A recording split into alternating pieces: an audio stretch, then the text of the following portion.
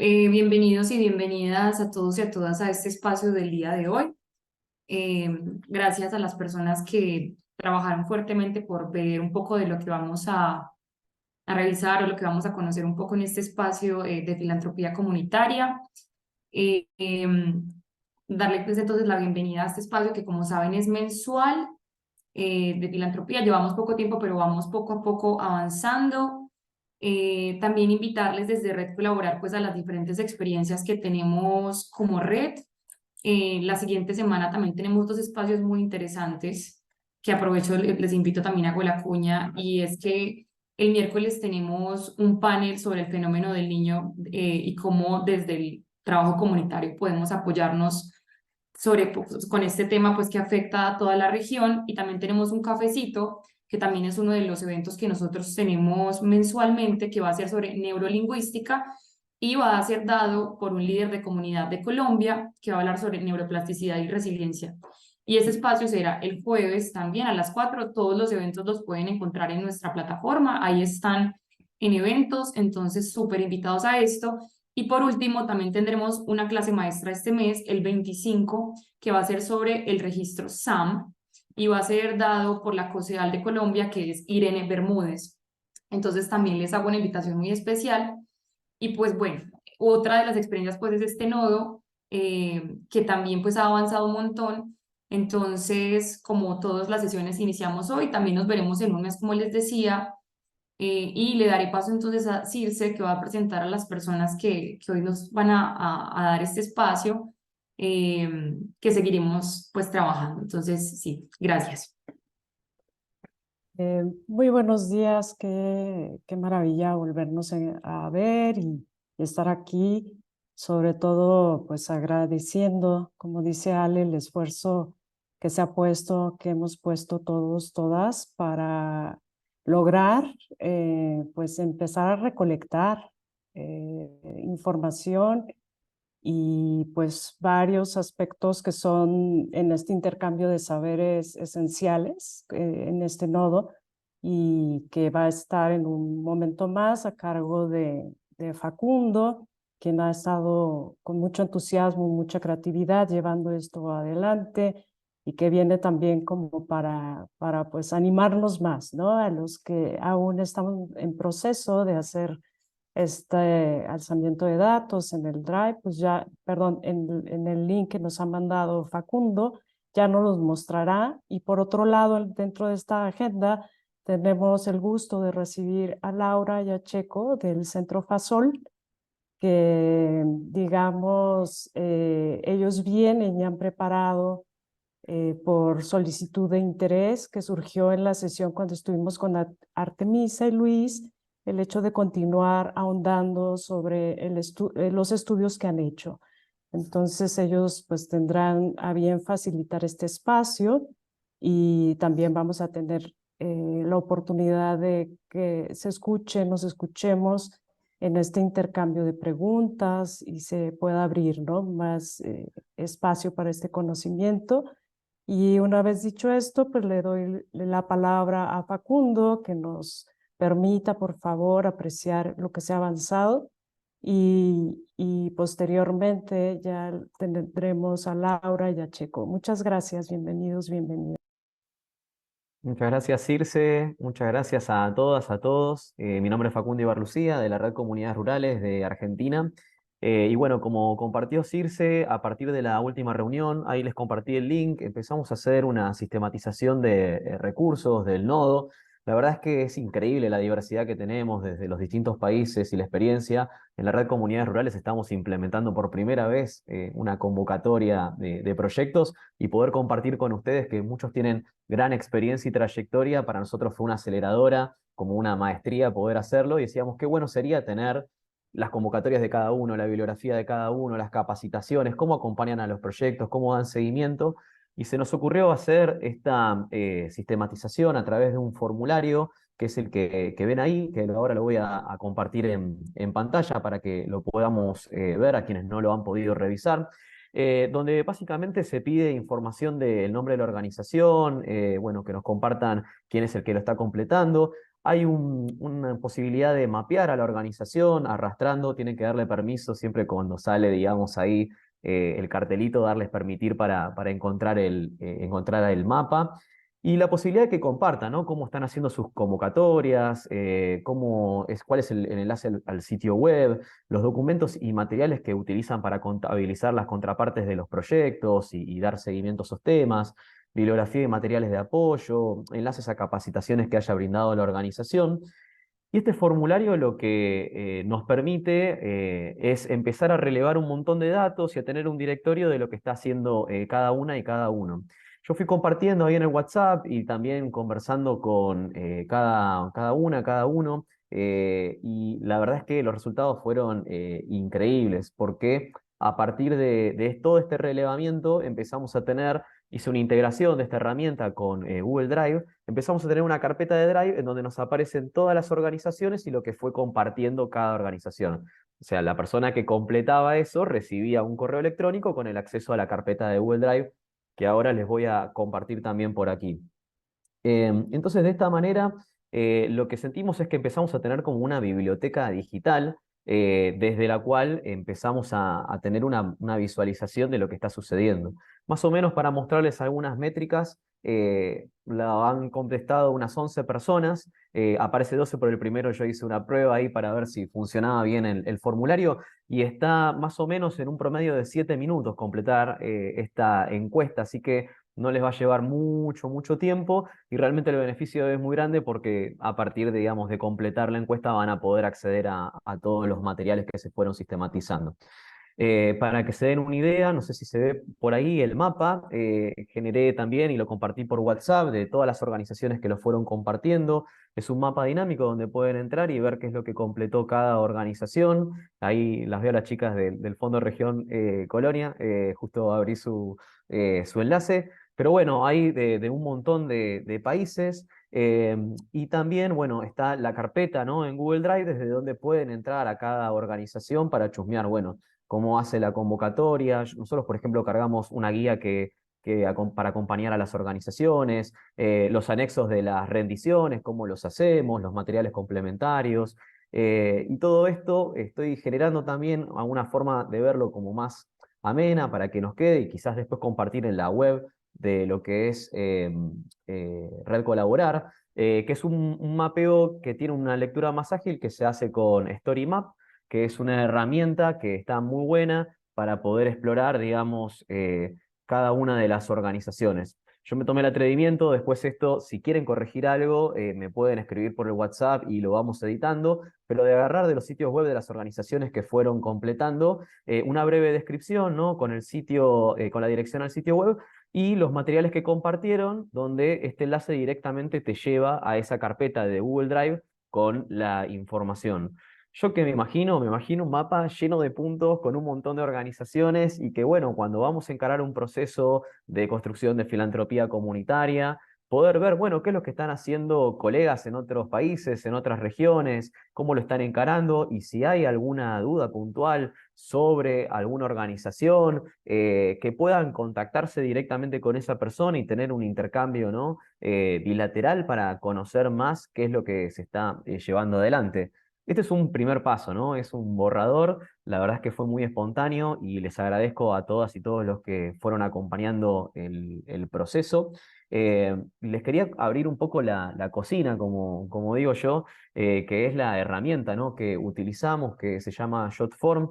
Es una herramienta que es de muy sencilla aplicación, que tiene la posibilidad de hacer una integración con Google Drive, con CRM, que son, digamos, gestión de la información como Salesforce, que es gratuito para ONGs. También está la posibilidad de conectarlo con el Google Sheets, que sería como el Excel del Google Drive. Y bueno, fíjense acá, está como a modo de tabla todos los que han completado la información. Y esto también está disponible para quienes quieran, digamos, acceder. Toda la info está a disposición.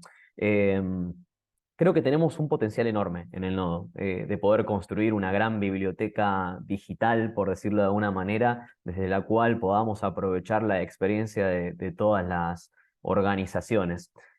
Así que bueno, la invitación es a concretamente que completen el formulario, realmente lleva 7 minutos y a partir de completarlo van a poder acceder a toda esta información, a todo este mapeo. Y también puede ser una linda ventana para, bueno, que el nodo de filantropía comunitaria dentro de la red Colaborar tenga un producto concreto que podamos compartir con las otras organizaciones, donde, digamos, podamos visibilizar el trabajo, el alcance. Hasta esto incluso tiene la posibilidad de incrustar video. Imagínense, hablábamos con Circe, qué lindo sería, ¿no? Poder incluir un videíto de cada organización, en vez del logo ahí como aparece que yo puse, que por ahí aparezca un video explicativo institucional de lo que hace cada organización, cada institución. Hasta incluso Circe me decía, bueno, pongamos música también para hacerlo más divertido, más creativo desde cada país. A mí me encanta la idea y bueno, estoy a disposición para poder seguir construyendo esto y que el nodo, bueno, sea también un espacio práctico, ¿no? Y útil desde donde nos llevemos la información sistematizada y relevada de lo que hace cada organización. Estoy haciendo un breve paseo así por cada organización. Después esto ustedes, quienes completen el formulario, van a acceder directamente al enlace. Ahora yo voy a preparar un envío. El formulario, si lo completan y por ahí se quedaron con las ganas de compartir algo más o se dieron cuenta que podían, digamos, enviar más información, yo les puedo mandar el mismo enlace que ustedes completaron para seguir cargando archivos, seguir cargando materiales y que esto sea una construcción y un proceso, digamos, que vaya avanzando con el correr del tiempo. No es que es algo estático que mando una vez y ya está, sino que puedo volver a entrar al formulario, puedo seguir cargando más información, actualizarla, etcétera.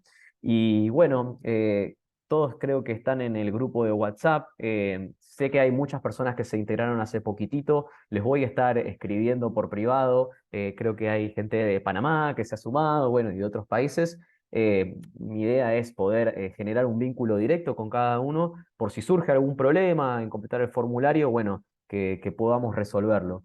Y otra cosa también que quería destacar y que con Circe compartíamos era, bueno, no hace falta completar todos los campos del formulario, no son todos obligatorios. Por ahí si hay alguno de todos estos que ustedes no tienen alguna incidencia o algún impacto, pueden dejarlo sin completar, pero al menos ya mandarnos un nombre, un apellido, un correo electrónico, un teléfono y el lugar desde donde están trabajando, ya nos permite poner a la organización en el mapa y bueno, tener una dimensión de lo que está sucediendo.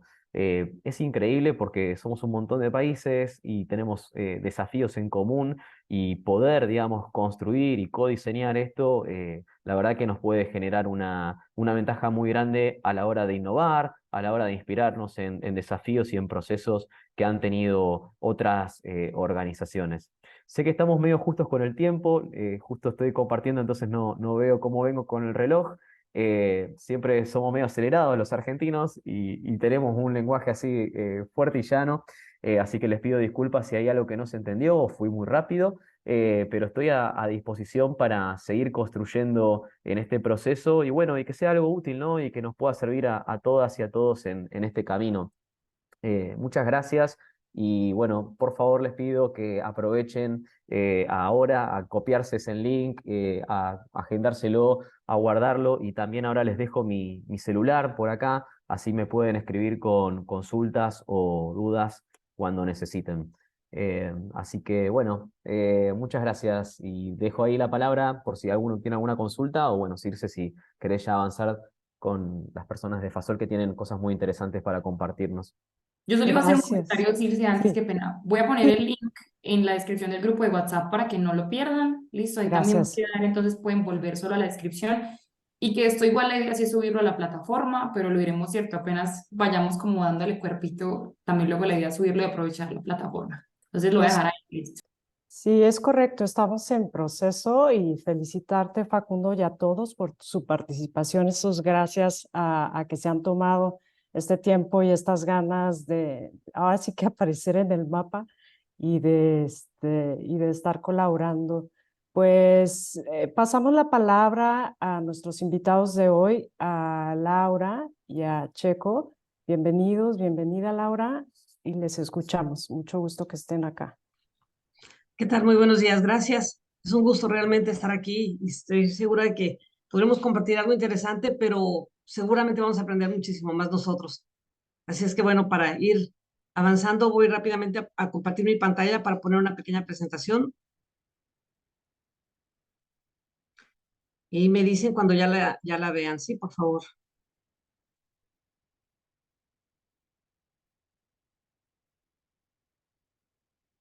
No, es que no logro. Ah, ya está. Ya está, ¿Sí Laura. lo están viendo? Bueno, pues perfecto, Sí. vamos rápidamente. Hola, hola, ¿qué tal? Yo soy Laura Martínez Ríos del Río y colaboro con FASOL y quiero compartirles esta información, este estudio que realizamos. Recientemente en 2021, apenas en 2021 llevamos a cabo este estudio y tiene este nombre, Movilización de Recursos por Grupos de Base en México. Es una aproximación al estudio de las asimetrías y el poder. Se realizó con la finalidad de estimar el volumen y los mecanismos de movilización de recursos que las organizaciones de base, grupos de base, grupos comunitarios, todavía es un poquito la definición, lo que realizan cuando reciben apoyo por parte de fondos de fundaciones, el cual colabora con un enfoque descriptivo cualitativo para determinar esas relaciones establecidas entre los donantes y entre las organizaciones. Así es que, bueno, Arrecife es quien tuvo el interés de hacer este documento y Arrecife es una coalición de organizaciones, está formado por fondos y fundaciones, aproximadamente 8 o 9, que buscan crear una cultura filantrópica en México en la que exista un mayor financiamiento pase a las organizaciones de base o grupos de base, así como detonar procesos de desarrollo lejos de la violencia y con un enfoque de justicia social, ambiental y económica, además de fortalecer la resiliencia. Quienes integran están conscientes de que falta información, que sigue siendo necesario hacer investigación en diversos temas sociales sobre ese sector. Por ejemplo, ¿cuántas organizaciones hay? ¿Qué es lo que hacen? ¿Cuánto dinero producen? ¿Cuánto dinero movilizan? ¿Cómo lo movilizan? ¿Cuántos voluntarios generan? En fin, hay todavía mucha información por buscar. Y mediante el estudio que realizamos, esto lo hicimos entre octubre del 2020 a mayo del 21, se buscó responder algunas de esas interrogantes y principalmente buscamos poder estimar el volumen y los mecanismos de movilización de recursos que estas organizaciones de base realizan cuando reciben algún apoyo de los donantes. Básicamente estábamos buscando estimar el tipo de recursos tangibles e intangibles que movilizan los grupos y más o menos determinar cómo era el mecanismo mediante el cual los movían. Se determinó una muestra no aleatoria de 40 grupos, de 40 proyectos realizados por grupos de bases ubicados en 10 estados y en 20 municipios de México, del país. Y esto se escogió de entre 700 grupos que apoyan anualmente los fondos y o fundaciones.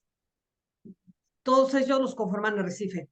Entre los principales parámetros que se establecieron para poder tener esta muestra, se estableció que tenían que tener por lo menos un proyecto realizado entre el 2018 y el 2020 y haber recibido algún financiamiento de los miembros de Arrecife. También era necesario que ya estuviera concluido el proyecto. Por lo tanto, para empezar a tener una cantidad de información, pues los fondos o fundaciones nos proporcionaron los términos de referencia cuando ellos abren sus convocatorias, los formatos de solicitud que llenan estos grupos, los que presentan para solicitar estos recursos, donde tienen que seguir los lineamientos establecidos por las fundaciones, los informes que entregaban los grupos. En algunos casos teníamos informes parciales y también los informes finales, algunos nada más eran informes finales de cada uno de estos casos seleccionados, y en algunos casos también pues tuvimos otro tipo de evidencias, como por ejemplo pues fotografías, relatorías, recortes, listas de asistencias, videos, en fin, diferentes materiales que nos permitieran conocer un poco más a los grupos. Hay que tomar en consideración algo. Estamos hablando de fundaciones, fondos, fundaciones, pues que tienen características diferentes cada quien. Cada uno tiene sus propias características, sus formas de trabajo diferentes, sus propias políticas para cómo elegir proyectos, para cómo asignar los recursos. Así es que, bueno, partíamos de eso, ¿no? De que las fondos, fundaciones eran muy diferentes y la forma en que se relacionan con los grupos también. Pero con eso dijimos, bueno, es una muestra, vamos a ver qué tal. Así es que también algo que fue muy importante tomar aquí en cuenta, pues fue lo que pasó, que no esperábamos que pasara, el proyecto se elaboró y de repente las condiciones que nos impuso pues, la pandemia cambió todo. Eso ya no nos permitió salir a campo, ir a conocer a los proyectos, platicar directamente con ellos y obviamente no se podían hacer entrevistas presenciales, aunque fuera alguien que estuviera aquí en nuestra misma comunidad. Por lo tanto, el trabajo pues se tuvo que hacer en modalidad de distancia. Esto se realizó entre agosto de 2020 y mayo de 2021. Todas estas formas de trabajar, ¿no? Y bueno, nada más quiero hacer unas pequeñas precisiones. Por recursos queremos especificar que nos referimos a los activos y actividades y lo podemos dividir entre tangibles e intangibles. Los recursos que los fondos o fundaciones aportan se consideran recursos que provienen de fuentes externas y para este presente estudio nos enfocamos en el conjunto de recursos que los mismos grupos que están operando los proyectos o algunos de sus integrantes aportan, por lo que consideramos que esos son recursos internos, es decir, trabajamos con los recursos internos. Del análisis realizado a los materiales de los grupos seleccionados, se incluyeron pues informes parciales, informes finales, y una vez revisado todo el material que nos habían proporcionado las fundaciones, acordamos tener con ellos una entrevista para hacer preguntas muy, muy específicas, bueno, aparte de las muy generales como datos de la organización, del lugar, del proyecto, dónde y cómo se había realizado y todo lo demás. También preguntábamos, por ejemplo, cómo habían obtenido sus propios recursos, si estos recursos eran por autogeneración, por agregación, por apropiación o colaboraciones, en fin, una serie de preguntas. Además de eso, contamos, además de toda la información que habíamos obtenido después de revisar, bueno, desde los sitios web de cada una de estas fundaciones, también obtuvimos pues la información ya de los fondos que habían recibido, qué cantidad, cómo lo habían recibido, qué habían comprometido ellos que iban a entregar, cuáles iban a ser sus entregables, cómo lo iban a hacer. Toda esta información, con esto pudimos conocer los otros tipos de recursos aportados por los mismos grupos. Principalmente nos referimos aquí a los conocimientos y a las habilidades que implican una diversidad de situaciones para que se puedan configurar como tales. Aunado a esto, se observó también que tiene gran valor los espacios de formación y capacitación, la conformación y participación en redes y cualquier otro espacio de intercambio de experiencias. Entonces, estábamos hablando, como digo, de recursos y sobre todo los intangibles. No nada más, pero sí. Si bien las organizaciones comunitarias o grupos de base son protagonistas del cambio social, actualmente hay pocos datos sobre el número, la densidad y el impacto de estas organizaciones en todo el país. Hay algunos números oficiales, INEGI, CEMEFI, hay la Secretaría de Desarrollo Social, hay en los estados y también la federal, pero no olvidemos que por cada organización o grupo registrado hay un número aproximado de unos 8 grupos trabajando arduamente sin estar registrados o sin que sean parte de ninguno de estos bases de datos. Tampoco se cuenta con acuerdos sobre las definiciones de grupos de base u organizaciones de base o grupos comunitarios, ya que existen distintas formas para nombrarlos y sus características son distintas de un lado a otro lado del país. Recordemos que México es un país muy, pero muy diverso, muy amplio y bueno, afortunadamente contamos con una gran diversidad de todo. Estamos conscientes de que este estudio solamente representa un primer paso en la generación de datos que permitan medir la contribución de los grupos comunitarios al desarrollo y a las actividades locales. Entre la información que recabamos, bueno, conformamos varias bases de datos en donde pues registrábamos cosas, como les digo, desde el tipo de documento que recibíamos nosotros para analizar el nombre de la organización, dónde estaban los miembros, todo lo demás, el periodo que comprende el informe, la duración del proyecto, en fin, de ese tipo de datos generales, ¿no? Pero también preguntábamos si el grupo estaba o no registrado, pero más importante que si estaba o no registrado, cuántos años tenía trabajando, porque esto se relaciona directamente con la experiencia y con el compromiso que se tiene para el trabajo y para el grupo mismo. También preguntábamos específicamente qué tipo de conocimientos y habilidades fueron necesarias para realizar el proyecto y quiénes las aportaron, y eso entre otras cosas. Y es que las habilidades pueden ser de al menos estos 5 tipos, digo, seguramente se pueden dividir mucho más, pero tratamos de englobarlas por lo menos en tipos administrativas, sociales, en manualidades, en comerciales, agrícolas, ambientales. Y en cuanto a los conocimientos, también los podemos más o menos categorizar en estos 5 tipos: ciencias económico-administrativas, humanistas, cultura, saberes locales y medio ambiente. Y también como mencionó Facundo, como yo no veo el tiempo, por favor, alguien me va a tener que ir ayudando un poquito para cuando me vaya acercando. al tiempo, ¿sí? Y bueno, ¿cómo lo estimamos? Pues la verdad es que preguntando, preguntando y preguntando, como no podíamos visitarlos, preguntamos. Entonces formamos una guía de lectura para el análisis de los proyectos y también formamos otra guía de preguntas para las entrevistas con los grupos. Y esto con la finalidad de entender más allá de las preguntas que estábamos haciendo. Por favor, no perdamos de vista que esto se llevó a cabo pues a distancia, por videollamadas, por llamadas telefónicas y en algunos casos eh, tuvimos que hacer más de una llamada. A veces hacíamos la cita y después ya no se podía y luego el clima y luego pasan 21,000 cosas más, ¿no? Pero por lo general, fueron más de una llamada con cada uno de estos grupos y en ocasiones participaban más de una persona en estas llamadas, lo cual fue de muchísima ayuda. Y es que no queríamos tener solamente un sí o un no, lo que buscábamos era escuchar y leer entre líneas. Por eso hemos hecho énfasis en que este estudio es solo una aproximación, porque hubiera sido necesario realmente poder visitar los proyectos, platicar cara a cara con las personas.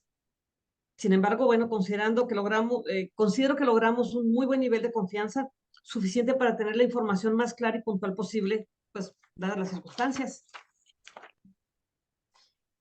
Y bueno, ya que teníamos todas estas respuestas, buscamos cómo equiparar sus habilidades con los oficios que se consideran, al menos aquí en México, por la Comisión Nacional de los Salarios Mínimos. Y sabemos que año con año publican en el Diario Oficial de la Federación una tabla con los salarios establecidos que rigen el país. Por lo tanto, pues buscamos la tabla que correspondía a los salarios vigentes para 2021. Así que primeramente equiparamos las habilidades identificadas en los proyectos con las profesiones, oficios y trabajos especiales incluidas en este listado para obtener una aproximación del salario mínimo diario de acuerdo a esa lista. Para los conocimientos, pues también buscamos equipararlos con profesiones que se tendrían que contratar si alguno de los miembros del equipo o del grupo no pudiera proporcionarlos. Y esta valoración, déjenme decirlo, es totalmente subjetiva. No se trata de ponerle precio a todo, pero usamos esta metodología solamente con la finalidad de poder equiparar estas aportaciones versus los fondos que los grupos reciben como apoyo por parte de los fondos y las fundaciones. Ese ejercicio es muy similar o tiene la misma lógica que se usa cuando se hace una valoración económica de los servicios ecosistémicos. Se entiende que se consideran servicios mientras haya personas que se beneficien de estos.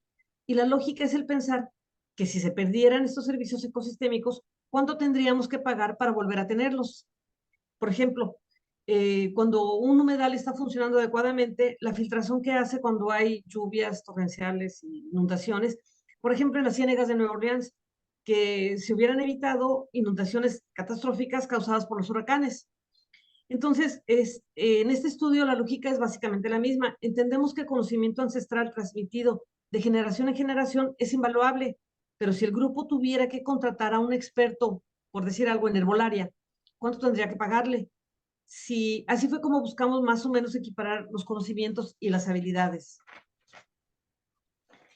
Así que después de platicar con todos los grupos, estimamos que el tiempo dedicado al proyecto por cualquiera de los miembros era de aproximadamente, y conste, son aproximaciones, de 60 días completos, es decir, 60 días en un horario completo de trabajo, entre que la mayoría de la gente no vive de este tipo de trabajo en los grupos de base,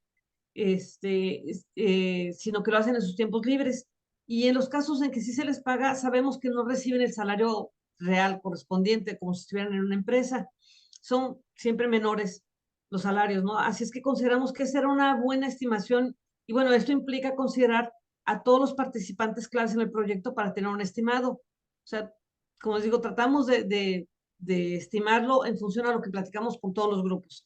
En el caso de los conocimientos que se derivan de una preparación escolarizada, como sería una licenciatura o estudios superiores, se consultaron diversas páginas para conocer los salarios promedio para diferentes profesiones y se hizo una estimación similar. En el caso de los conocimientos que implican una tradición o conocimientos transmitidos de generación en generación o parte de la cultura de los pueblos originarios, siendo valores subjetivos, procuramos burdamente hacer una homologación hacia las especialidades que podrían ser símiles en su formación. Bueno, un ejemplo muy básico sería, cuando hablamos del patrimonio cultural, podemos pensar que el conocimiento podría cuantificarse solo con fines de estimación a la remuneración que recibiría un antropólogo o un historiador experto con un nivel de doctorado o un nivel, aquí en México le llamamos al Sistema Nacional de Investigación, nivel por lo menos 2, 3 o hasta emérito. En el caso de la partería, por ejemplo, este conocimiento podría considerarse como un obstetra con las más altas especialidades. Los conocimientos tradicionales de los bosques podría ser equiparado con un doctor en ciencias en botánica o en biología, también con un sistema nacional de investigadores 2 o 3, y eso equipara el tipo de salario que van a tener. En el caso de los profesionistas, pues buscamos diferentes páginas y fuentes de salarios. Uno de ellos fue el Observatorio Laboral del Gobierno de México, aunque también indagamos en diversas páginas que hablaban de salarios en diferentes categorías. Y bueno, encontramos cosas de lo más interesantes. Algunos de los proyectos que recibieron los fondos mayores, que más bien son como tipo de empresas familiares o instituciones con objetivos asistencialistas o organismos como de emprendimiento social, en estos casos la movilización de recursos fue menor en relación al donativo que recibían, es decir, quienes recibieron menos aportaban más, quienes recibieron cantidades mayores de dinero que quienes recibían cantidades mayores de dinero. En esta tabla podemos ver que, por ejemplo, hicimos unos ciertos rangos, ¿no? Por ejemplo, 35 a 50,000, de 50,000 a 100,000. En fin, fuimos marcando unos ciertos rangos de donativos recibidos y quien recibió 35,000, entre el rango de los 35 a los 50,000 pesos, que fue, digamos, el menor, el que recibió menos, movilizaron recursos tangibles e intangibles que se calcularon en cerca de 563,526.60 pesos. Y para los grupos que recibieron un rango mayor, que son la aportación del donante entre los 900,000 pesos, ellos detonaron una movilización de recursos tangibles e intangibles por 506,146. Eso fue muy interesante poder verlo en estos números. Así fue más o menos como estimamos los recursos intangibles que los grupos de base estaban aportando para sus proyectos, lo que sumado a las cantidades que reciben como apoyo por parte de las fundaciones, es lo que les permite no solo alcanzar sus metas, sino adquirir conocimiento, más miembros, recursos, en fin, muchas otras cosas más. Nos queda claro que el solo contar con el dinero nunca será suficiente, porque hay que considerar que para realizar cada uno de estos proyectos, los grupos de base hay que sumar también lo que es la confianza, el arraigo, la solidaridad, la vocación, la empatía y tantas otras virtudes que definitivamente no se pueden valorar, pero que son fundamentales para realizar cualquier proyecto y sobre todo cualquier cambio social. Estamos muy conscientes de que ese estudio, como lo decimos varias veces, es solo una aproximación. Sin embargo, con todas las limitantes que tuvimos, sí estamos muy convencidos de que nos da un primer panorama en lo que podemos ver que los grupos están aportando y movilizando, y son muchos, muchos los recursos. Y lo que es más interesante, ellos ni siquiera están muy conscientes de ello. Realmente podemos ver que los grupos de base son quienes más aportan, aunque también son quienes son los más beneficiados. Ellos son los verdaderos filántropos comunitarios. Al comenzar a articular esta contribución, se espera encontrar mejores soluciones colectivas para el desarrollo comunitario liderados por las organizaciones de base o los grupos comunitarios, y así visibilizar los recursos en su conjunto, tanto los tangibles como los intangibles. En los casos expuestos, el análisis indica que la movilización de recursos por parte de los grupos comunitarios no está ligado a la cantidad que reciben por parte de las fundaciones. No necesariamente se cumple que a mayor cantidad del donativo, mayor movilización de recursos. La mayoría de los grupos reconocen que a raíz de la participación en este proyecto, su grupo o su organización también ganaron reconocimiento público, ya sea para la organización o para alguno de sus integrantes. También reconocen que se incorporaron más personas a sus grupos a raíz del proyecto. También tuvieron muchas oportunidades de capacitación. En la mayoría de los casos, quienes realizan proyectos no cobran por sus servicios o no lo hacen de acuerdo al valor real, contrario a lo que sucedería en una empresa en un proyecto lucrativo. Por ello es claro que existen aportaciones encaminadas a lograr una filantropía comunitaria o altruismo. Ambos conceptos no se brindan solamente desde las fundaciones, conocidas como filantrópicas, sino en ambos sentidos. Realmente la filantropía sucede desde los grupos de base también, pues quienes ponen proyectos y los ejecutan también equilibran esa balanza para que, como decimos, que la filantropía vaya en ambos sentidos. Los grupos de base movilizan un volumen similar de recursos independientemente del monto del donativo que hayan recibido. Eso también fue muy, muy interesante reconocerlo. Y bueno, más allá del dinero entregado a los grupos comunitarios por parte de los fondos y fundaciones y de los resultados reportados por los grupos en los informes, es evidente el gran valor que tienen los recursos intangibles que se movilizan a partir de las donaciones y que sucede durante el tiempo que dura el proyecto, pero los beneficios perduran a mediano y largo plazo. Los principales recursos movilizados en ese sentido son la formación de los integrantes en los grupos comunitarios, la participación en redes, en alianzas, los espacios de intercambio de experiencias y en los que participan. Este tipo de recursos potencian los conocimientos y saberes existentes y los adquiridos durante el proyecto. Así es que, pues, estas son las conclusiones a las que llegamos y como les decimos, nos quedamos pues con ganas de mucho más. Nos hubiera encantado poder visitar proyectos, estar ahí, ver lo que sucedía cada vez que estaban realizando sus proyectos, pero bueno, queremos pensar que un poquito más adelante lo vamos a poder hacer, pero eso es lo que yo les quería compartir. Hasta aquí.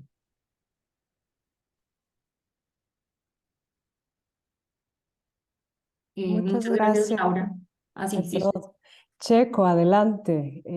Tenemos como 25 minutos para posteriormente abrir a preguntas y también invitar a anotarlas, por favor.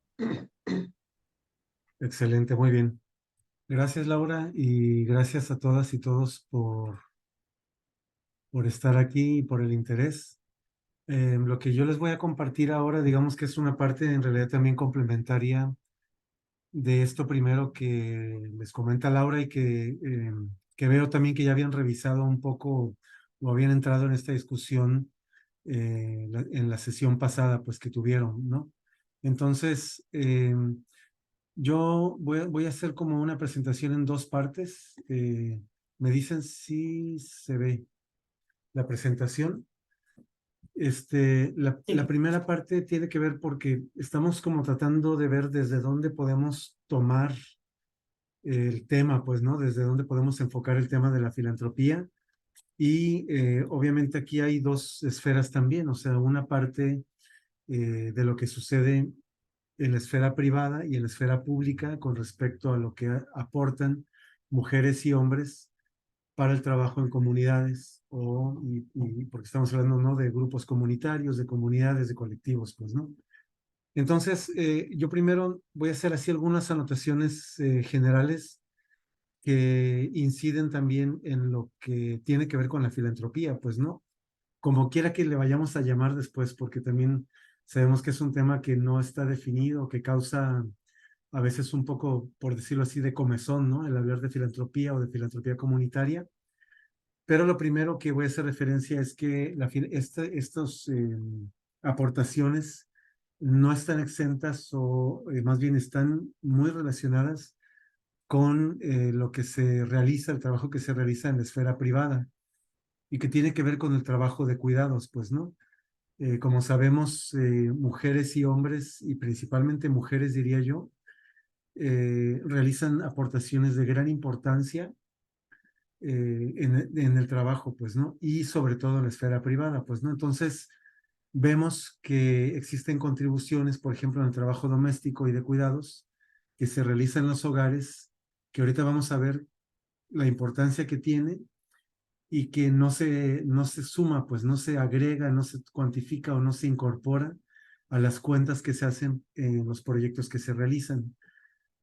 Lo segundo es que estas labores también domésticas están relacionadas con otro tipo de labores que son comunitarias y que tienen que ver a veces no con el trabajo directamente que se realizan los proyectos, pero que sí tiene que ver con la vida festiva y la cultura de los pueblos y de los grupos, pues, ¿no? Como por ejemplo la participación en comités, en fiestas o comités de limpieza, labores que se hacen o faenas para el cuidado del agua y del medio ambiente, mantenimiento de obras y de caminos, etcétera, pues, ¿no? Por otro lado, también hablar de otro tipo de resguardos o de labores que se hacen, como decía, ¿no? Por ejemplo, cuidado del patrimonio cultural. Ahorita vimos una foto, ahí nos ponía Laura, de una brigada de comunitaria contra incendios forestales en la que participa fuertemente la Fundación Malinalco de Jalil, que está en este grupo también. Y otro tipo de ayudas también, por ejemplo, la ayuda mutua que se realiza en casos de problemas de salud, ¿no? Y que, pues que está también aquí y que tampoco se cuantifica o no nada más se cuantifica, sino se toma en cuenta, pues, ¿no? Entonces, bueno, ¿quién aporta más, no? O sea, ¿cómo está esta esta situación. Entonces aquí les voy a compartir algunos datos que están ya en la cuenta que tiene que ver con el trabajo de cuidados no remunerado que publica el Instituto Nacional de Estadística, Geografía e Informática aquí en México, que no es sorpresa, o sea, las mujeres saben que ellas aportan mucho trabajo, pues, ¿no? Y que no se les paga, no se cuantifica, pues, ¿no? Pero lo primero que hay que decir es que las mujeres aportan hasta 3 veces más tiempo que los hombres al trabajo de cuidados no remunerados, y las mujeres dedican el 75%, los hombres solamente el 25%. Y a veces cuando hablamos en el trabajo de mercado es inversa esta estadística, pues, ¿no? Las mujeres aportan el 25% y los hombres el 75%. El valor económico del trabajo de cuidados no remunerado que aportan las mujeres es hasta 3 veces mayor, pues, ¿no? En ese sentido, pues, ¿no? No se paga, pero tiene un valor, o se le puede asignar un valor, pues, ¿no? Esto ya lo está haciendo INEGI, que es el Instituto de Geografía y de Información en el país, en México, ¿no? Otro dato es que el valor económico de las labores domésticas y de cuidados, si le ponemos o si le asignamos una cantidad, representa una aportación del 26% al Producto Interno Bruto en México, pues, ¿no? Y si lo comparamos, por ejemplo, las remesas, que saben ustedes que es una de las principales fuentes de ingreso o del Producto Interno Bruto en el país actualmente, que son todo este dinero que mandan los extranjeros, principalmente los mexicanos que viven en Estados Unidos. Eso representa el 4% del Producto Interno Bruto, la minería el 2.5% y la industria manufacturera el 18%, pues, ¿no? Entonces, aquí hay una gran aportación que se realiza por parte de las labores domésticas y de cuidados, que principalmente están realizadas por mujeres. Ahora, si pensamos o si tomamos la estadística de las horas a la semana de trabajo voluntario y comunitario, que también están cuantificadas por INEGI aquí en México, encontramos que se dan o se aportan 5.5 horas en promedio al trabajo voluntario en México a la semana, y 3.7 horas de trabajo comunitario, pues, ¿no? Y INEGI cuantifica una tasa de participación en trabajo voluntario y comunitario del 4.9% a nivel nacional, y aquí está la distribución de mujeres y de hombres, ¿no? Y esto, hago una anotación aquí, que esto ya no es en la esfera privada, esto es en la esfera pública, pues, ¿no? Ya no es el trabajo que realizamos en favor de alguien que vive con nosotros, que puede ser nuestros hijos, nuestra pareja, la gente que viva en nuestro hogar, ¿no? Entonces, bueno, ligándolo al trabajo que se realiza en la esfera pública, ¿no? Y que entonces ya vemos que son conceptos que están asociados al concepto de filantropía, porque no se considera filántropo, me parece, eso sería un supuesto, el hecho de que yo atienda a mi familia, sino se considera filantropía solamente cuando se realiza un trabajo en la esfera pública, pues, ¿no? Y entonces la pregunta que yo propongo aquí plantear en principio es, ¿para quién y por qué se realiza ese trabajo filantrópico, ¿no? Si le podemos decir así, en la esfera pública? ¿Para quién o quién lo necesita, pues, ¿no? Entonces yo lo voy a conectar con pues este imaginario colectivo de una población que necesita que se realicen actividades filantrópicas en su favor, pues, ¿no? Y entonces, pues sí, o sea, ¿quién es esa persona, pues, ¿no? ¿Cómo podemos caracterizar a esa persona que necesita que realicemos, pues que necesita ser favorecida, vamos a decirlo así, pues, ¿no?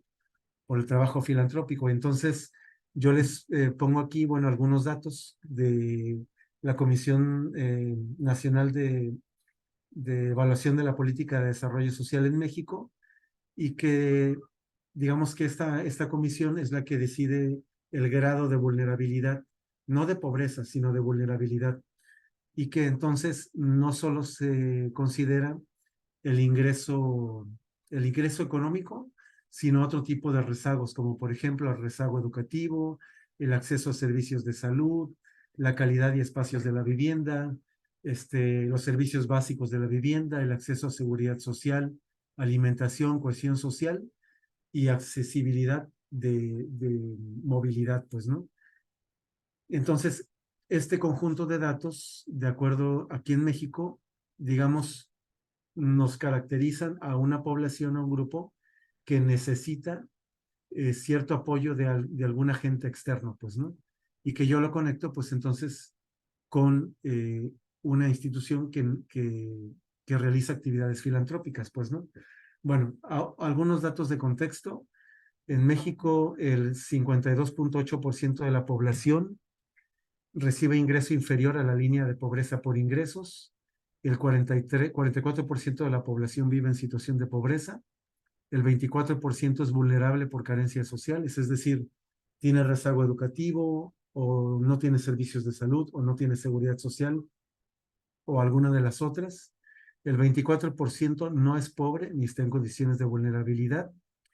El 17% percibe un ingreso inferior a la línea de pobreza extrema por ingresos y el 9% es vulnerable por ingresos, pues, ¿no? De este total, el 9% está en pobreza extrema y supongamos, ¿no? Una persona que vive en pobreza extrema en México gana 1,652.42 pesos mensuales si vive en zona rural y 2,154 pesos si vive en zona urbana. 1,652 más o menos vienen siendo $97 al tipo de cambio actual, ¿no? Dólares americanos, ¿no? Como para que puedan ustedes equiparar un poquito esta cantidad. Ahora, en la esfera pública, pues no, esto sucede en la esfera pública porque pensamos en comunidades, en grupos que están en cierta situación de vulnerabilidad y que las organizaciones o instituciones sin fines de lucro en México orientan sus acciones hacia este tipo de comunidades o de grupos, pues, ¿no? Porque pensamos que requieren la ayuda, porque pensamos que necesitan apoyo para salir adelante, no han podido lograr sus objetivos, etcétera, pues, ¿no?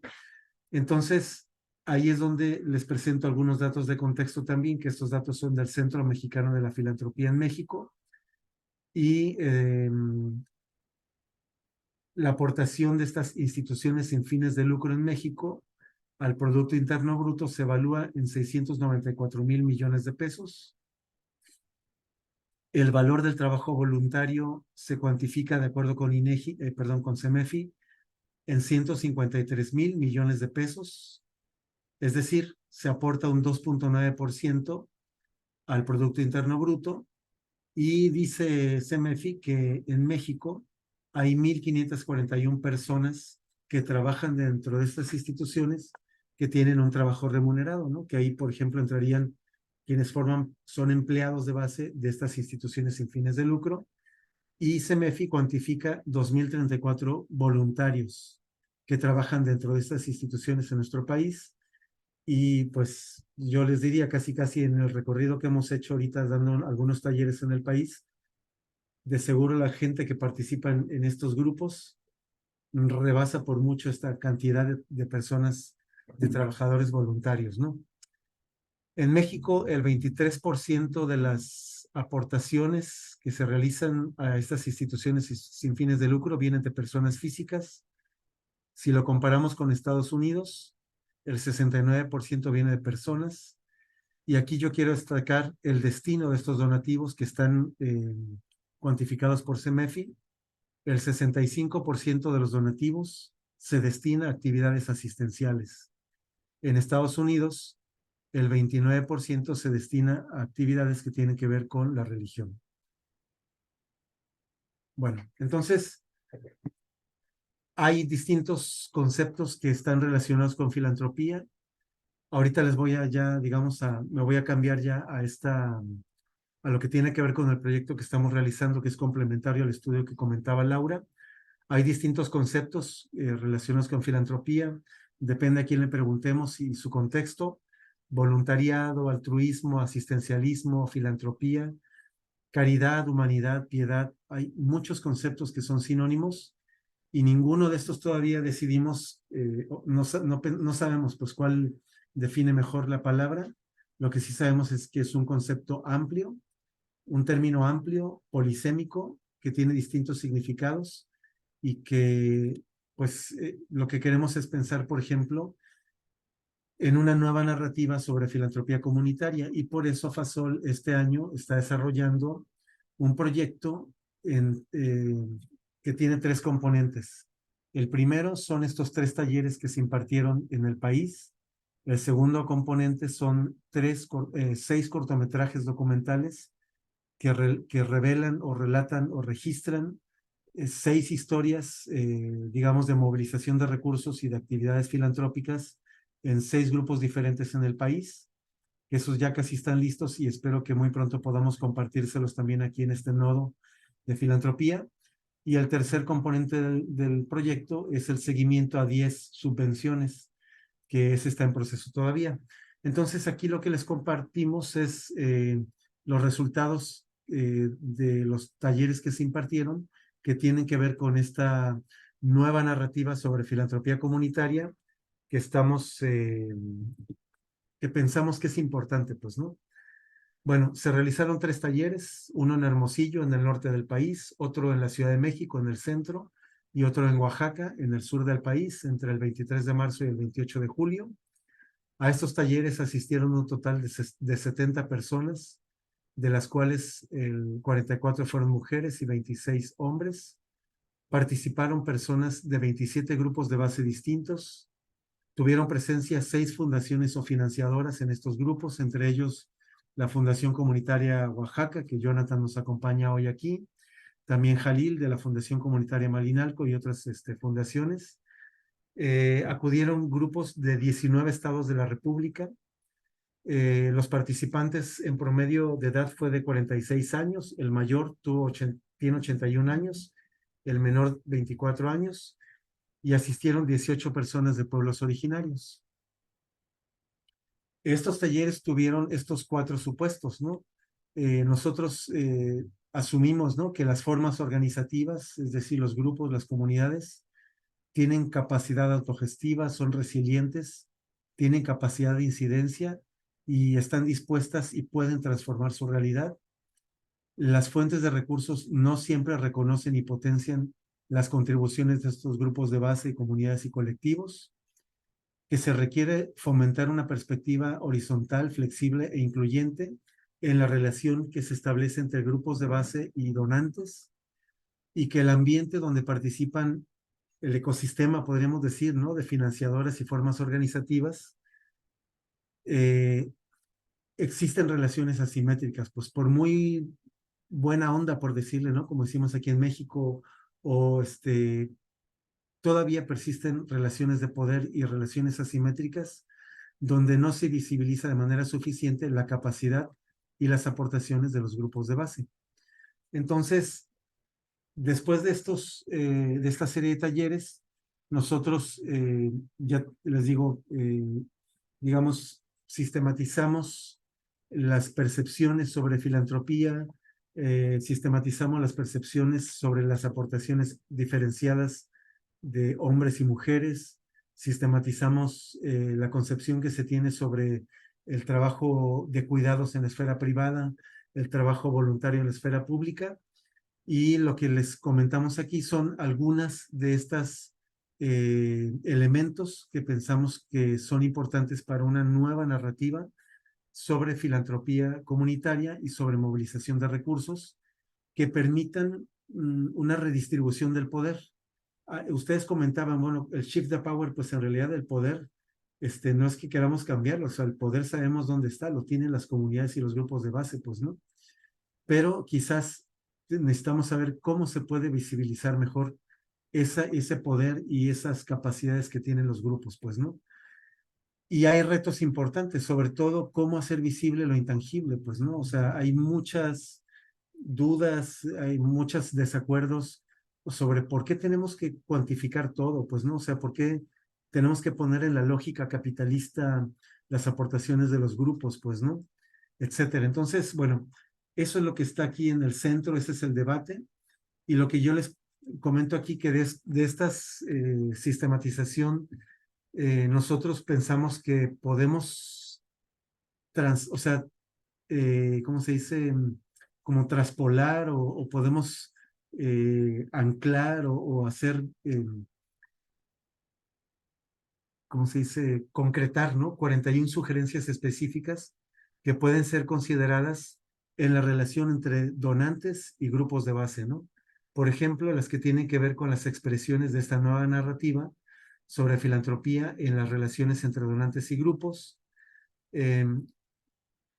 cómo reconocer las aportaciones de las mujeres a los proyectos, que también puede ser que haya diferencias fuertes en los países de los que cada una de ustedes es, las sugerencias sobre hacer visible lo intangible, sobre cómo establecer esa nueva relación con los donantes, cómo hacer una propuesta específica para reconocer el valor de los recursos culturales, porque ahí también creo que hay un debate importante, cómo dotar de contenido una definición filantrópica de filantropía desde abajo, ¿no? Es decir, desde las comunidades y los grupos, y en suma, pues cómo aportar estos nuevos elementos para esta nueva narrativa. Y yo voy a terminar en estos 5 minutos que me quedan, que eso es un reto que todavía me parece que está pendiente de lo que les voy a compartir ahorita. Yo digo, bueno, pues esto debería estar en los documentos legales, pues, ¿no? O sea, si queremos que esta narrativa, que esta nueva narrativa quede instalada, pues, ¿no? En la relación entre donantes y grupos de base, pues yo pienso que habría que traducir ciertos elementos de esto que estamos discutiendo al trato legal, al trato formal que existe entre fundaciones o financiadoras y grupos de base, ¿no? Aquí les pongo algunos ejemplos, ¿no? Los formatos y papeles legales deberían establecer de manera clara las aportaciones que hacen hombres y mujeres para el logro de los proyectos.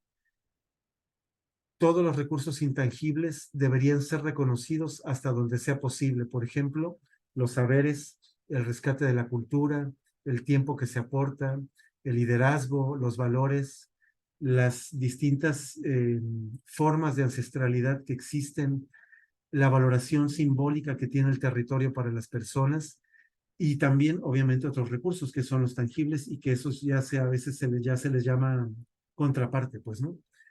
Los proyectos deben considerar que muchas veces las mujeres son controladas en sus hogares a través de los ingresos económicos y que su participación en los proyectos sociales está sujeta a este tipo de situaciones, ¿no? Es decir, que el marido le condicione lo que le da de dinero para los gastos del hogar, si la mujer está participando en la vida pública, pues, ¿no?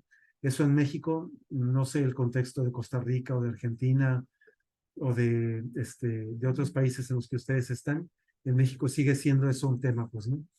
Las convocatorias deben considerar que en ocasiones las mujeres trabajan más porque están dispuestas a aprender actividades nuevas, algunas que tradicionalmente han sido de los hombres, pues, ¿no?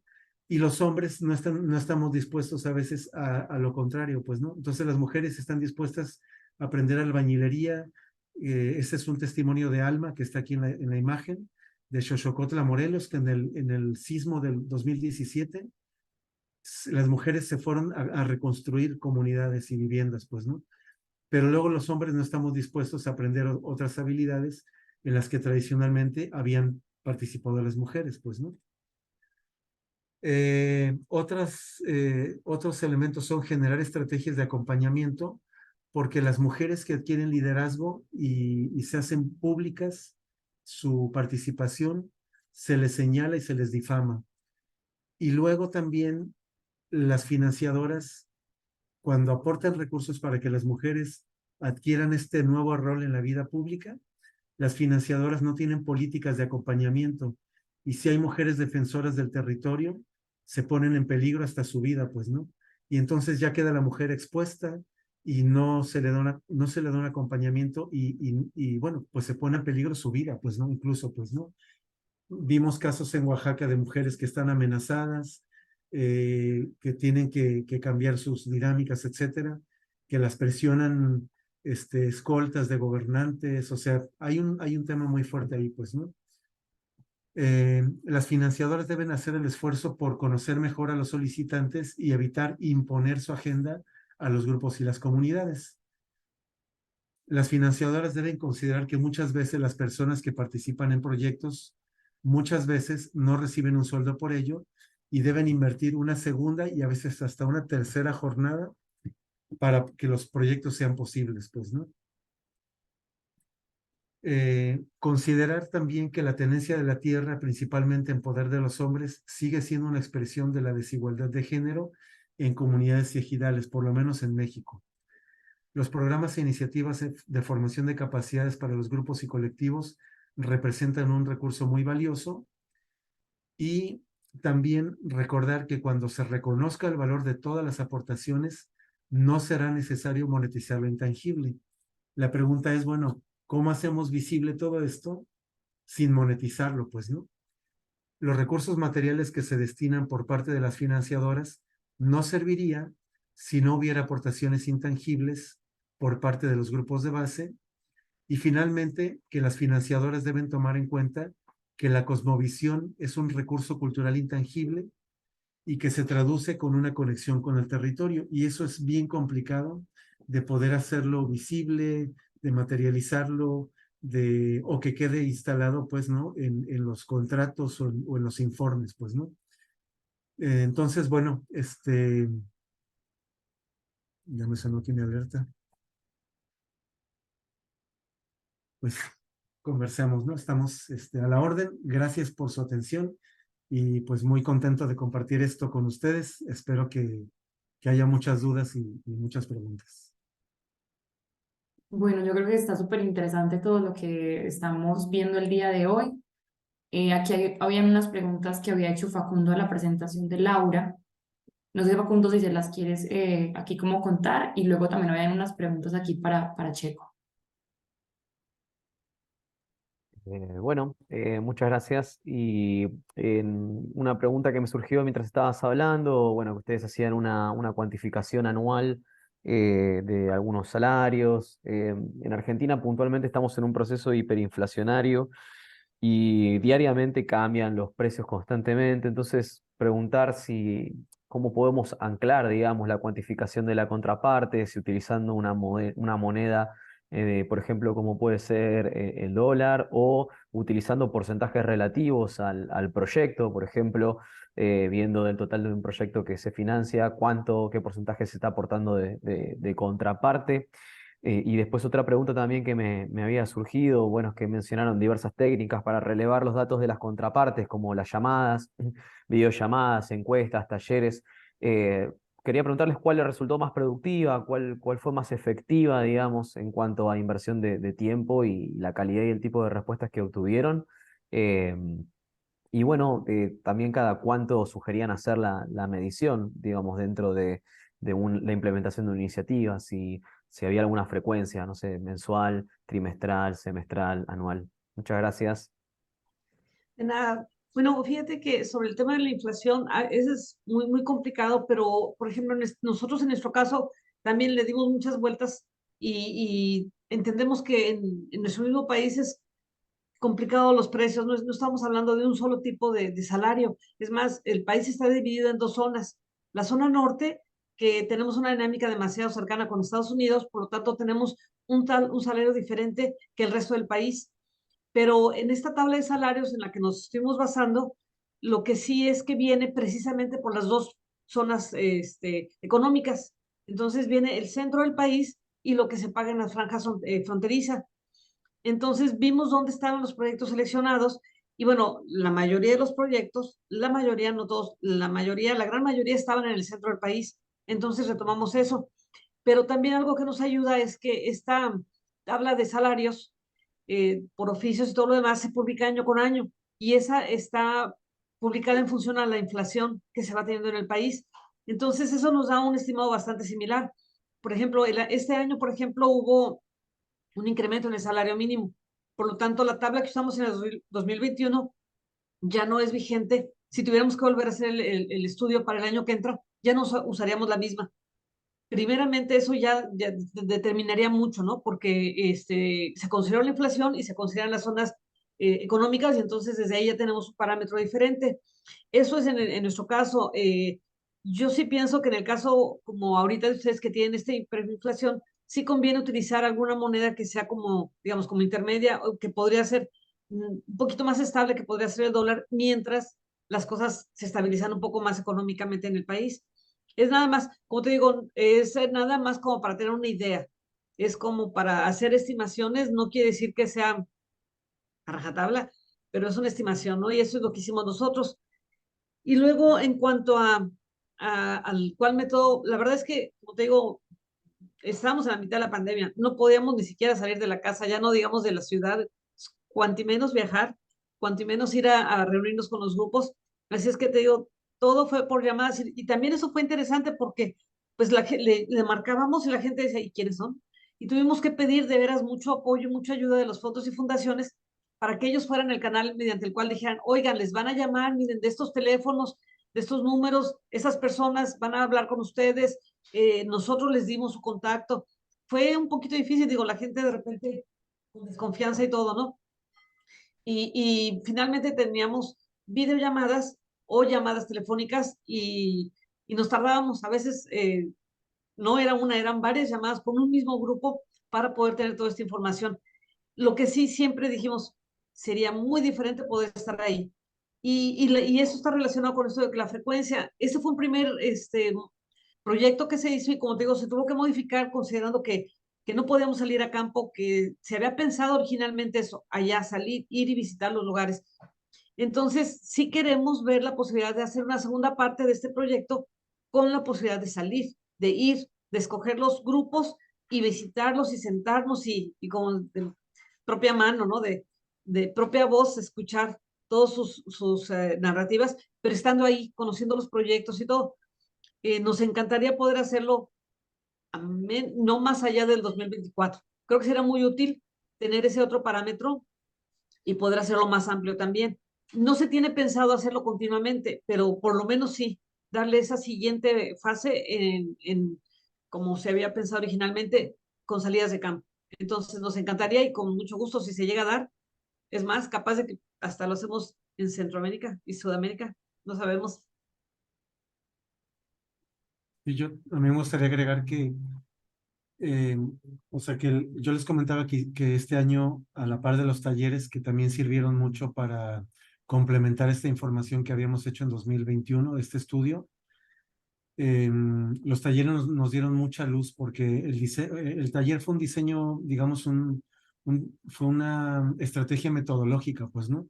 Para poder entrar a esta parte de las narrativas, que al final de cuentas son las percepciones que la gente tiene o tenemos sobre la filantropía y que no nada más se queda a nivel de percepciones, esas percepciones al final de cuentas orientan lo que hacemos, pues, ¿no? Entonces, los talleres, hicimos un taller en el norte del país, otro en el centro y otro en el sur, reconociendo también que pues México tiene, o sea, las costumbres son distintas, la forma de organizarse de la gente es distinta en el norte, que es más desértico, que en el centro, que está más poblado, que en el sur, que hay otras dinámicas climáticas, ¿no? O sea, culturales, etcétera. Entonces, eso por un lado. Y por el otro, también el trabajo que hicimos de la producción de los 6 cortometrajes también es una herramienta bien poderosa para poder hacer visibles, pues, ¿no? Las experiencias de 6 casos distintos en el país, que igualmente fueron 2 casos del norte, 2 del centro y 2 del sur. En el norte documentamos el trabajo en un albergue para migrantes y un grupo de mujeres en Sonora que hacen huertos orgánicos y hacen tejidos y artesanías. En el centro del país documentamos una brigada, que es la que les comentaba, una brigada comunitaria contra incendios forestales y un centro cultural en Xochocotla, Morelos.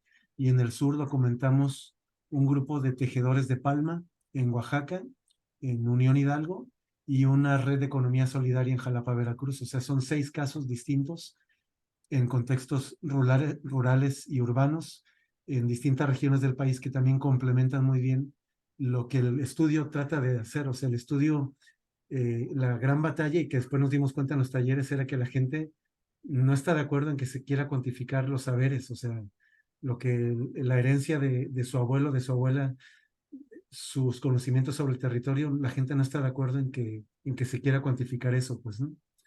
Lo que sí es importante es visibilizarlo. No es cuantificable, pero sí hay que visibilizarlo, pues, ¿no? Entonces, yo creo que ahí es donde hay que hacer adaptaciones y donde pues hay que ver qué es lo que se requiere, pues, ¿no? Por parte de los grupos para poder hacer un diseño, pues, ¿no? Ese sería mi comentario, ¿no? Con lo que comenta Facundo, ¿no? Bueno, no sé si alguien más tiene otras preguntas, otros comentarios de esta presentación. Sé que Facundo también había hecho dos preguntas aquí ya de la presentación de Checo. No sé si las quieres hacer o si alguien más quiere alzar la mano para que tengamos aquí una conversación. Sí. Aquí Facundo había hecho dos menciones, las voy a decir. Él dice que se mencionaron diversas técnicas para relevar los datos de las contrapartes de las llamadas, las videollamadas, que ¿cuál resultó más productiva? ¿Cuál crees que fue más efectiva? Sí, o sea, yo creo que el primer estudio sí se hizo así al final de cuentas por la pandemia, o sea, nos cayó la pandemia y ya no pudimos salir a ningún lado.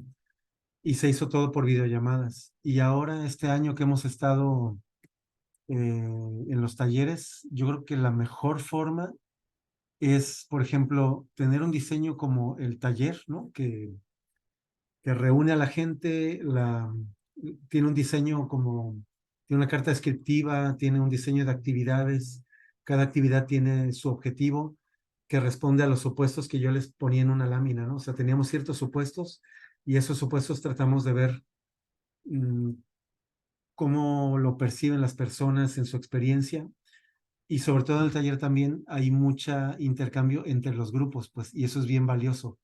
Entonces, entre esos intercambios que se tejen en el taller, entre los grupos, y lo que nosotros pensábamos recoger, digamos, de esa información, y si eso se complementa con visitas de campo, por ejemplo, con la idea, por ejemplo, de esta grabación de los cortometrajes, eso ilustra súper bien y complementa muy bien lo que vimos en los talleres y los supuestos que estamos, o las narrativas que estamos viendo que suceden en los talleres, porque entonces vamos con la gente, nos llevan al bosque, ¿no? A ver cómo es el bosque que quieren conservar, ¿no?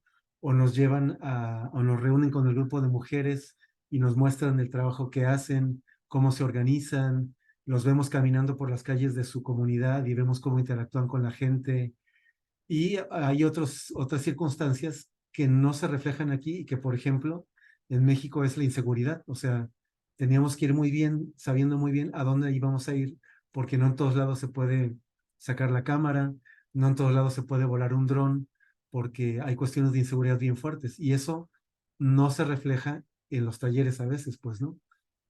Y en otros casos sí, como por ejemplo que las mujeres dicen, yo por participar en los proyectos soy visible y ya tengo un montón de presión social, padezco inseguridad, etcétera. Pues entonces, esos elementos no son visibles al 100% ni en los talleres ni en las visitas de campo. Yo creo que la complementariedad de estrategias o de herramientas metodológicas es lo mejor, pues, ¿no? Para poder pues entrarle a este tema, ¿no? Que es yo lo veo así, es un tema de estudiar la movilización de recursos. Otras personas prefieren llamarle de bienes, ¿no? Bienes culturales, bienes naturales, bienes, ¿no? Eh, y complementarlo con el trabajo en campo, pensando que eso es una forma de entrar al tema de la filantropía, ¿no? Pero como sabemos, el concepto de filantropía no se entiende igual en todos lados, ¿no? Y no todo el mundo está dispuesta o dispuesto a llamarle así, pues, ¿no? No sé si alguien más tiene una observación, un comentario, una pregunta que podamos hacerle a Checo, a Laura, de este trabajo, también de lo que ahorita también nos mostró Facundo, eh, para que tal vez conversemos un momento, porque igual ya se sabe, pues ya estamos llegando al tiempo. Buenas, yo tengo una pregunta. Bueno, buenísimo el trabajo, muchas gracias por compartirlo. Nosotros desde Fondo Región Colonia estamos intentando mejorar la cuantificación de la movilización de recursos. Y queremos consultarles sobre los recursos intangibles. Ustedes hablaron de conocimientos y habilidades. ¿Tienen identificado alguno más? Porque nosotros disculpen la voz, lo que solemos hacer es preguntar a la gente de las organizaciones de base cuántas horas dedicaron a la ejecución del proyecto. Y esto que planteaban ustedes sobre los conocimientos y habilidades nos viene bárbaro, porque en realidad lo que podemos hacer es esas horas que nos pasan y que cuantificamos, medirlas mejor, ¿no? No embolsarlas como un gran paquete de horas porque no son las mismas. Eso estuvo genial, o sea, esa lista que nos plantearon está buenísima. Ahora, ¿identificaron más recursos intangibles? Porque estamos en esa búsqueda nosotros. Gracias. Mira, algo que sí identificamos, pero la verdad es que también llegó un punto en que no sabíamos cómo cuantificar un poco esto, es lo que decíamos, y nos los platicó una de las señoras principalmente, y nos decía, mira, el dinero no es nada más lo importante, porque, perdón, podría llegar a alguna fundación y decir, yo traigo estos $100,000 y voy a hacer tal proyecto. Por sí solos no podrían hacerlo. Para poder hacerlo requieren la confianza de la gente, el reconocimiento, el apoyo, todo esto que se da entre estas personas de estas comunidades. Hay cosas que el respeto mismo va mucho más allá de nada más pagar por algo. Entonces, ahí es donde decíamos la solidaridad que se da. Muchas ocasiones en grupos de base lo veíamos. Son gente que tiene muchos años de conocerse, son familiares, hay mucha gente relacionada y que si el maestro, que si el de la tiendita, que si mucha gente que se conoce. Y eso le aporta algo muy importante al proyecto. Entonces, a ellos les quedaba muy claro que con dinero no se podría nunca llegar a los mismos resultados, que se requerían muchos de estos otros elementos que son intangibles y que a veces no es tanto como decíamos, no es tanto una habilidad, no es un conocimiento, ese es un valor de respeto, un valor de solidaridad, por ejemplo, que ya se da en la comunidad. No todas las comunidades hacen proyectos, no todas las comunidades logran llevar a cabo un proyecto con éxito. Sin embargo, por ejemplo, el que de repente, este es un grupo que está llevando a cabo un proyecto y alguien dice, yo te voy a ayudar con la contabilidad, a ver, yo aquí te ayudo. Ni siquiera es parte del grupo, pero a lo mejor es la hermana, a lo mejor es el hermano que sabe contabilidad o que sabe manejar una hojita de Excel bien. Le ayuda un poco, le organiza las cosas y listo. Eso no lo pagaron. Simplemente es solidaridad, eres parte de mi familia, estoy viendo que están haciendo algo bueno, yo les ayudo. Y como eso hay muchas cosas, entonces sí había muchos intangibles que de veras no había forma de incluirlos, pero que son un plus en todos los proyectos. Y la gente los reconoce, ¿no? Este, nos encantaría poder encontrar nuevas formas más de incluirlos, pero no está tan sencillo. Y pues bueno, es más, como pusimos, tienes toda la razón, no, las horas que la gente aporta no siempre son las mismas, pero por eso tuvimos que sacar como un cierto símil, decíamos, realmente como ya que platicamos con todos, decíamos, ¿cuántas horas le dedicas tú al proyecto? Como la mayoría son grupos voluntarios, no viven de eso, pues después de mucho le decíamos, bueno, ok, más o menos le están dedicando como tantas horas a la semana, pero si juntamos esas horas, entonces podemos considerar que son tantos días. Al día de trabajo aquí en México, por lo general son 8 horas diarias, ¿no? Una semana 40. Pero entonces tratábamos de ver cuántas horas aproximadamente. Nos hubiera encantado decir, por ejemplo, en el caso de las mujeres, bueno, sus horas son estas en cuanto a lo que le están dando al proyecto, pero para poder participar en el proyecto ya dejaron a los niños en la escuela, ya cocinaron, ya limpiaron, o sea, ese es un trabajo no pagado, como decía Sergio, pero que si no lo hicieran, no podrían participar.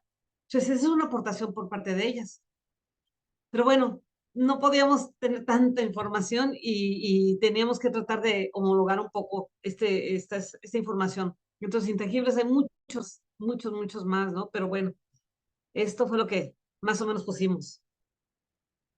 Y yo, si me permiten, me gustaría complementar que más que, o sea, que también hay que preguntarle a la gente qué es eso intangible que está, o sea, que se aporta y que yo por lo que ya vi en los talleres no se puede cuantificar, o sea, más bien se debe visibilizar. Nosotros digamos que la gente dijo así explícitamente, no es necesario monetizar todas las aportaciones si ya se conoce el valor que tienen, ¿no? Por ejemplo, el valor simbólico cultural. Aunque se sabe que es difícil, casi imposible o no se quiere cuantificar, los recursos culturales, por ejemplo, simbólicos, el hecho de enunciarlos, o sea, es decir, de decir que existen, permite entender que ahí están y se aportan, ¿no? Y que los grupos los movilizan desde tiempos ancestrales, pues, ¿no? Entonces ahí, por ejemplo, en los talleres, cuando la gente dice, bueno, es que nosotros sabemos, el grupo de brigadistas, ¿no? Ellos conservan el bosque y cuando van a apagar el incendio, pues llevan herramientas, ¿no?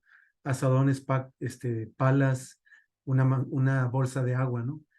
Pero el hecho de que conozcan los senderos, de que sepan hacia dónde corre el viento, de que sepan cómo entrar al bosque y no quedarse encerrados en el fuego, o sea, todo eso, y porque ellos crecieron ahí, y ese apego que ellos tienen de decir, yo soy brigadista y dejo mi trabajo, o sea, si estoy, hay uno que es jardinero, dice, yo, si estoy con un cliente y me hablan, le digo al cliente, oye, me tengo que ir, regreso mañana, y si me dice, no, terminas hoy o ya no terminas, dejo el trabajo y me voy a apagar el incendio, porque sé que eso es importante, pues, ¿no?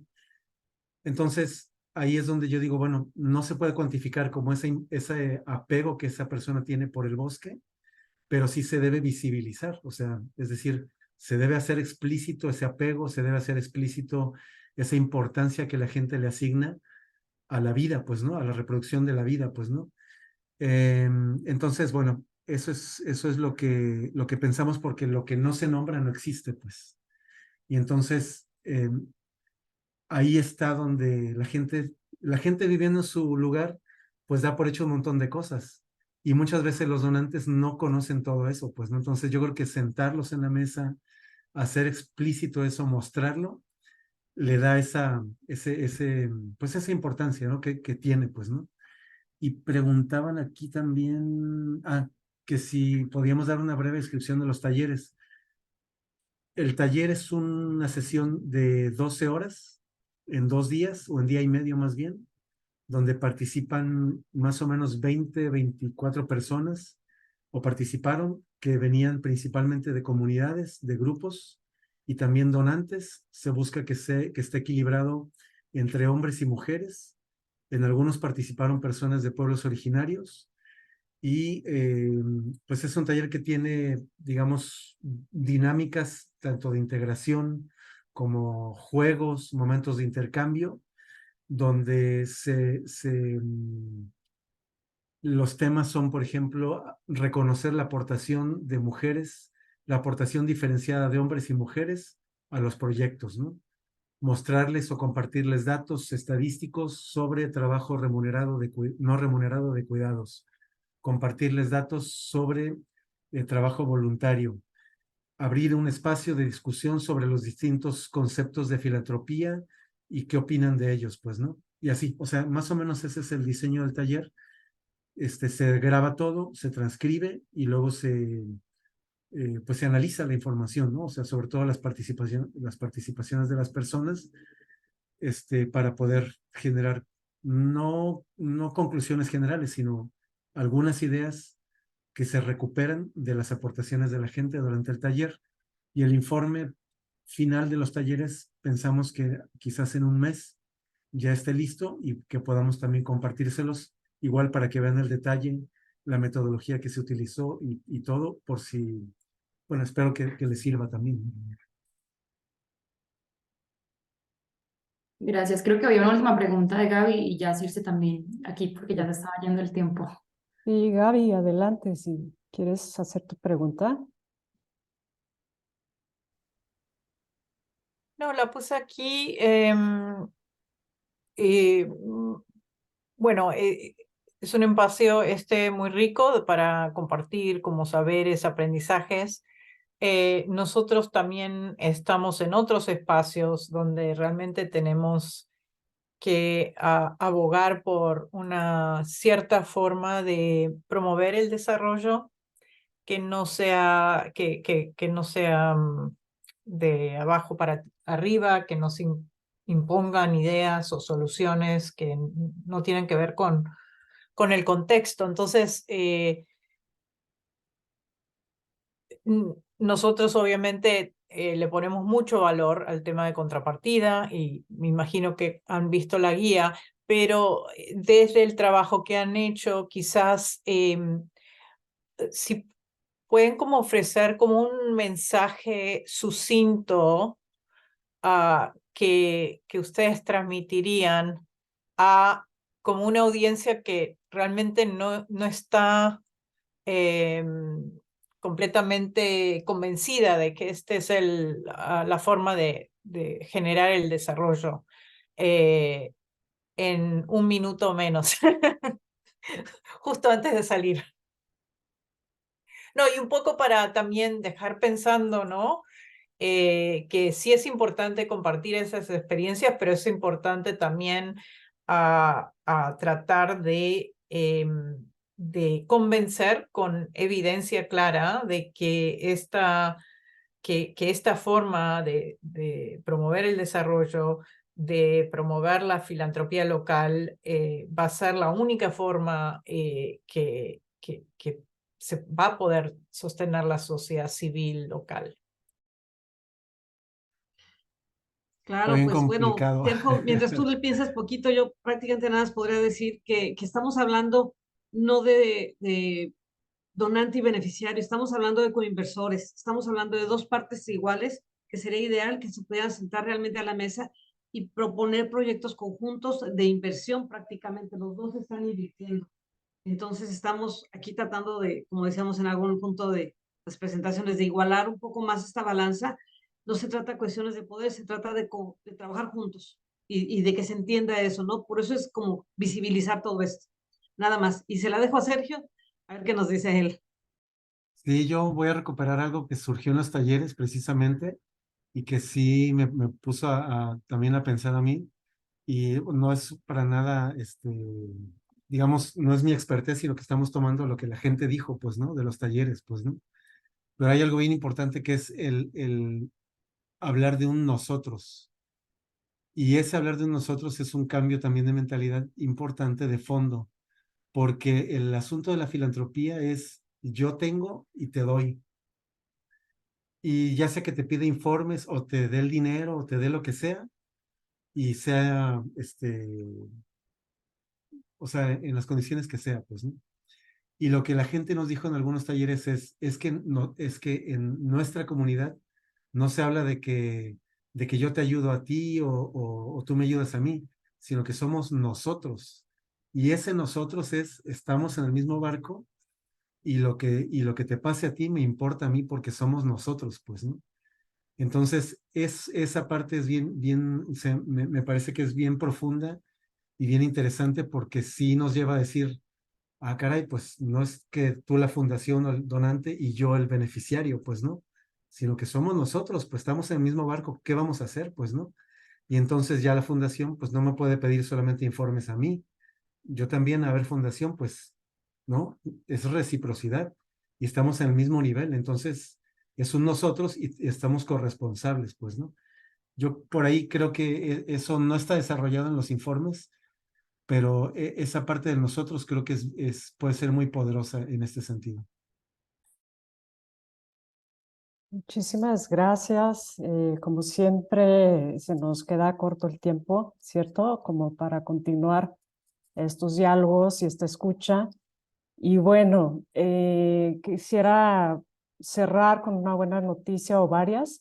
La primera es que ya le habíamos dicho a Checo y a Laura si pudiéramos dar seguimiento en la reunión de 8 de noviembre, la próxima que tenemos, para ahondar, por ejemplo, en estos resultados que obtuvieron los talleres, que nos compartieran, ¿no? Como quizás un par de o la metodología, cómo fue desarrollada, que pueda integrarse a cada uno de los contextos, pudiera ser. Lo podemos seguir construyendo a través del WhatsApp ¿no? Dándole forma, si están de acuerdo, si les interesa, y agradecer, ¿no? Fue increíble pues cómo se conjunta todo. La segunda y que se me olvidó es que también en conversación con Facundo estábamos viendo la posibilidad de que posteriormente se organice un taller a quienes estén interesados sobre el uso de las herramientas que nos aportó. Él dice que es muy fácil, que todos podemos usarlas, entonces confiando en eso, pues vamos a animarlos, creo que vendría muy bien. Nos va a enseñar, dice la cocina, como lo llama él. Entonces también lo estaríamos preparando, digamos, ¿no? Hay dos ofertas muy buenas y agradecer toda la disponibilidad y todo lo que pues está generando este espacio y eso, entonces seguir en comunicación. Yo también quería pedir permiso si nos pueden compartir las presentaciones, Laura, Checo, como para revisarlas con más, como se debe, ¿no? Con más espacio, más detenimiento. Y entonces, tras esa revisión de estos documentos, poder generar, ¿no? Que sigue para el 8 de noviembre, si les parece adecuado y abierto cualquier otra sugerencia y comentario. Pues Ale, gracias, Claro que sí, se Checo, las enviamos Laura, con todo Facundo, gusto. muchas gracias a todos. Gracias a todos. Muy buen día. Hasta luego. Igualmente, cuídense mucho. Gracias. Gracias, nos vemos en un mes. Gracias, buen día. Hasta luego, gracias. Chao. Hasta luego, muchas gracias a todas, a todos. Gracias, Facundo, gracias a todos, gracias Laura, Chico, Gracias. chao.